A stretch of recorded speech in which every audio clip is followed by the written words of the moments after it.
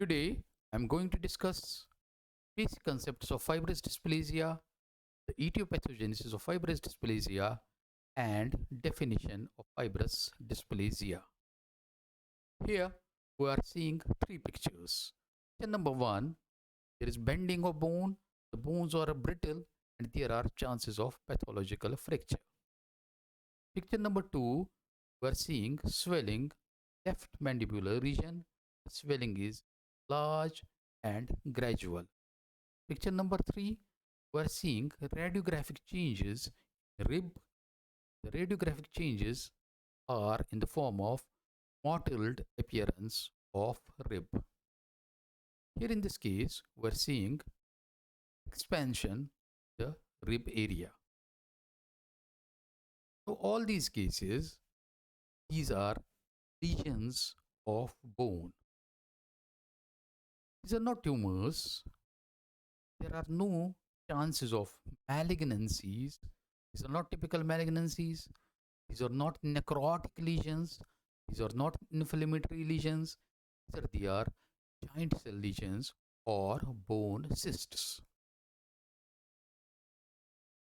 Let's further discuss these cases. In this case, there is bending of the bone, there is expansion of the bone, there is asymmetry, and these are brittle bones. The chances of pathological fractures are more. This picture shows radiographic changes in femur. There is mottled appearance of the femur, there is expansion, there is asymmetry. This bone is brittle and can be painful. In this picture shows expansion and radiolucent appearance of the bone. This picture is showing mottled appearance of rib.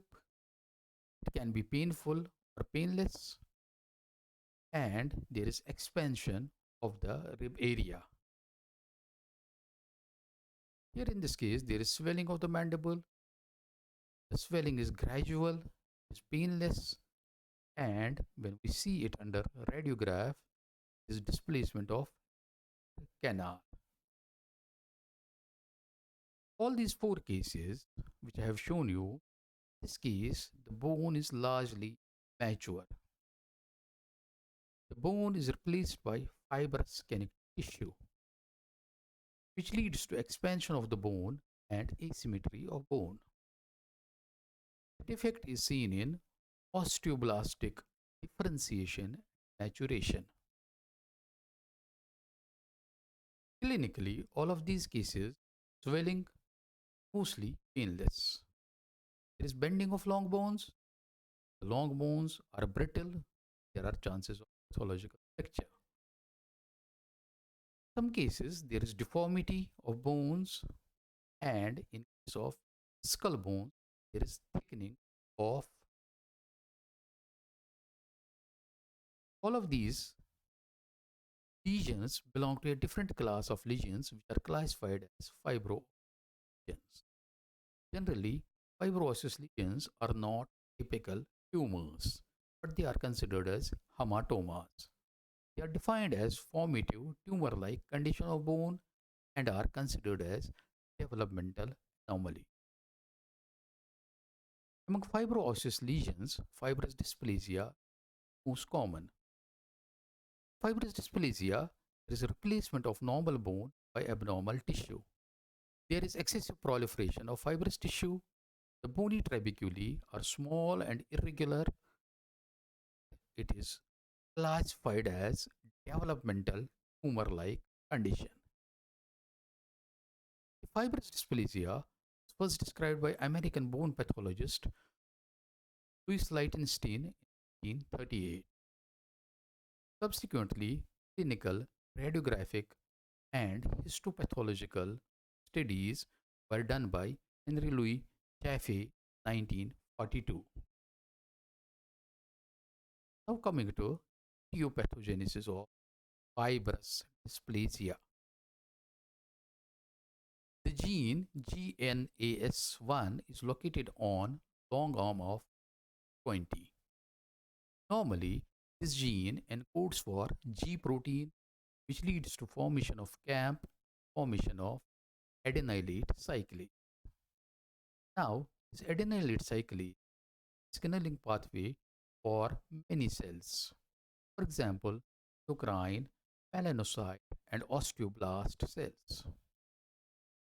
Now, when there is mutation in this GNAS1 gene, also called as guanine nucleotide binding protein gene, mutation leads to increased G protein, increased production of CAMP, hyperfunctionated cells.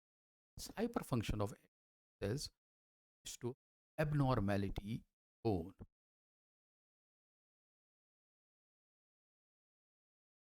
Now, increased production of GNS gene on endocrine cells, hyperthyroidism, increased production of hormone. Sometimes there are changes seen in sex also. In case of melanocytes, the mutation in GNAS1 gene leads to production of affiliate spots. Increased effect of GNAS gene osteoblasts leads to increased interleukin 6 production, which leads to abnormal recruitment of osteoblasts. There are changes in osteoblasts and there are changes in osteoblastic maturation and differentiation.